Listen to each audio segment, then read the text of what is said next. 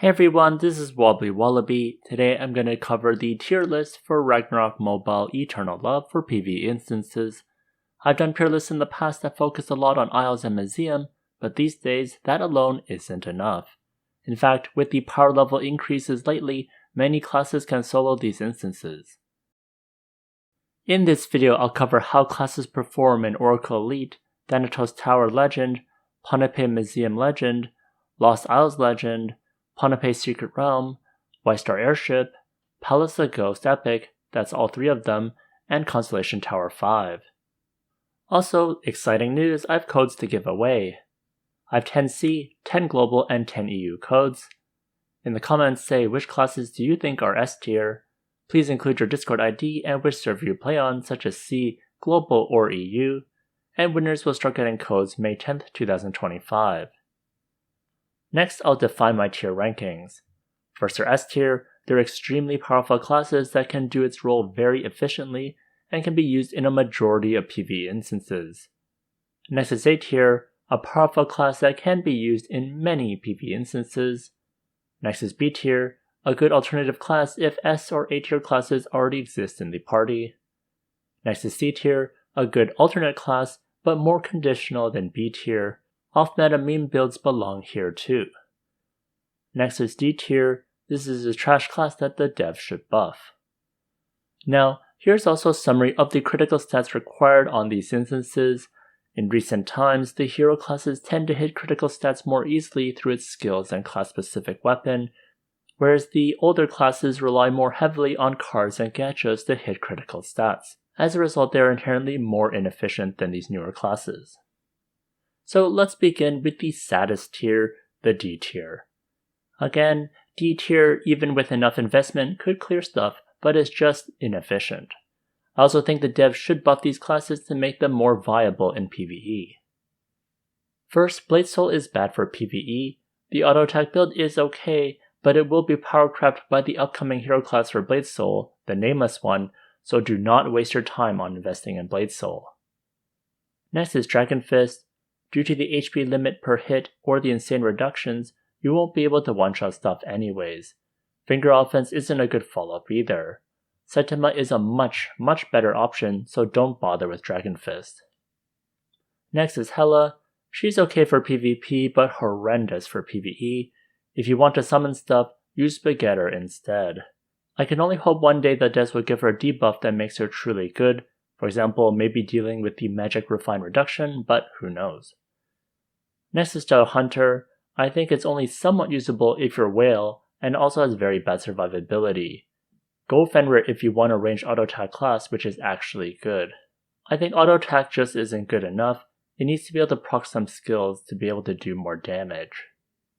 Next is Thanatos. He has high damage output but attacks too slowly. He's in some serious need of some damage over time buffs, such as what happened to Infernal Armor when it got buffed on his re-release. Next is Tyrant, also known as Gunslinger. Unfortunately, his damage modifiers for PvE is just really bad. It can only really deal with simple instances. It's even worse than Stellar Hunter when it comes to auto attack, and for skill damage, I definitely use anything else than this. The guns look very flashy, but it definitely doesn't match the damage output that is expected. So for all these classes, I wouldn't recommend using them at all in any PvE instances. It's just not worth the effort or Zenny to use them. Next is C tier. For Arcane Master and Chronomancer, I would only use both for water converting in Oracle Dungeon, Thanatos Tower Legend, PSR, and White Star Airship. Thor would only be the only carry that would really benefit from this. These are the places that you can water convert, as you can't do it everywhere. Now if you're wondering why I didn't mention Constellation Tower, it's because people don't water convert there. Dark Convert and Water Convert is what people would use instead. And even for Water Convert, I wouldn't recommend it that much either, since Dark and Holy Convert are much more efficient. They're just more classes that can benefit from this and deal more damage. Also, I wouldn't use them for just DPS, because their damage just cannot compete with the new magic classes that were released. It's just too inefficient for both of these. Next is Jormungandr, who is godly for PvP, but for PvE, use another magic class. Jormungandr does have its uses in Floor 3 of Museum, which is why I didn't put it in D tier. Being stuck to Earth and also temporarily having fire just isn't good enough. Next is Lightbringer. I only put him in C tier because of his party buffs. Lightbringer itself is just not a good DPS despite the devs buffing Mema Knight and Photon Cannon. I would only use him in TTL where he could nuke bosses. Its nuke just wouldn't be good enough in Oracle or White Star Airship due to the heavy reductions. Next is Novice Guardian. The physical card tornado build just isn't great anymore. If I absolutely had to use this, I would use it in Thanatos Tower Legend floor 1 since it's great for the auto res and taunt. These used to be my go-to class for clearing TTL years ago. Next is Phantom Dancer. It's great for the memes since it can take down bosses. It can actually do pretty well with skill damage procs and its shadows, but I'd only use it for Isles and Museum. Anywhere else, its damage output is just too low. Next is Royomaru, or also known as Wataru. Its nuke is strong enough to one-shot stuff, and I would choose it over Shura, but it does have limited use and is borderline D tier. I would only use NTTL for nuking the Tesseract. Next is Slayer. Slayer has decent magic damage and survivability, but the biggest problem is it doesn't have any updates. Slayer has never been re-released, so that class has no updates, so it lacks the buffs many classic jobs have had. Now the only reason I didn't put lower was I did see it in action with Tokwon and it did quite well with a high investment. Next is Spirit Whisperer. As much as I love Spirit Whisperer, I find this class just isn't that great anymore. And this is true for both DPS and support. For support, it is great to help magic DPS, but not impactful enough for physical damage users. Physical damage users dominate PvE, so that's why I put in C tier instead of B. Next is Yamada. For White Star Airship, the power level of other classes have gone up so much that the debuff isn't mandatory anymore, although it is definitely nice to have.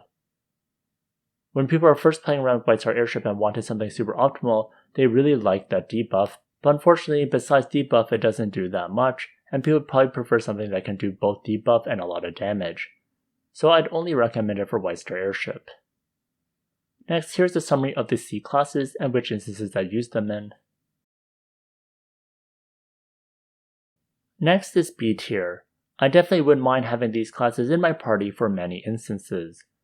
First is Ancient Artifact User, who has very high damage output but is slow to attack.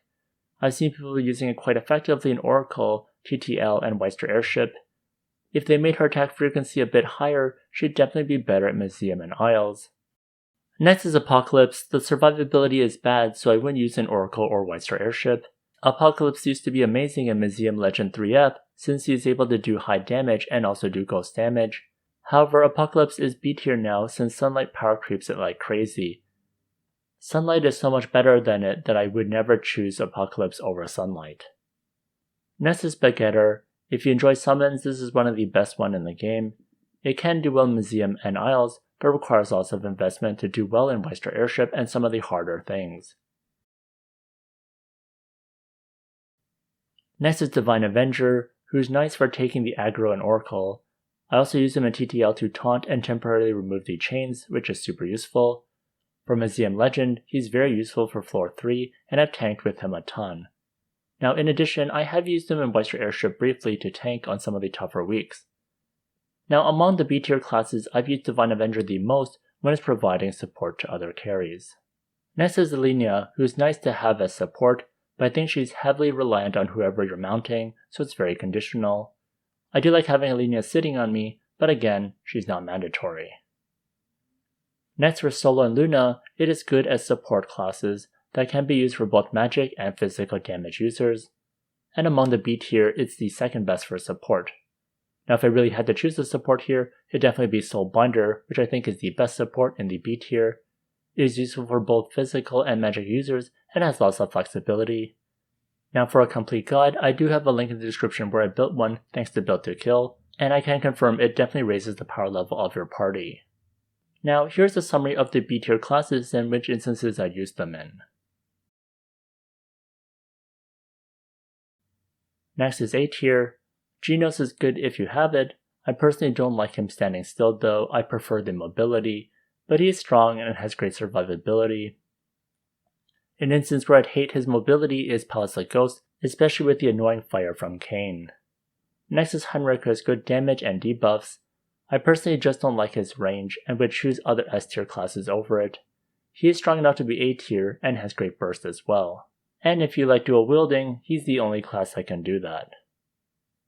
Next is Helgrihen, who is mandatory for Weister Airship with the reinforced affix. He can also deal with the reinforced reductions in the new Oracle Dungeon Elites, and also for Constellation Tower 5. Refined reduction is annoying, but at least physical classes have a way to deal with it. For the rest of the instances, he isn't that great. Now, Helgrihen is one of the popular top 6 used for Constellation Tower, so that recommendation alone is one of the reasons why I consider him A tier.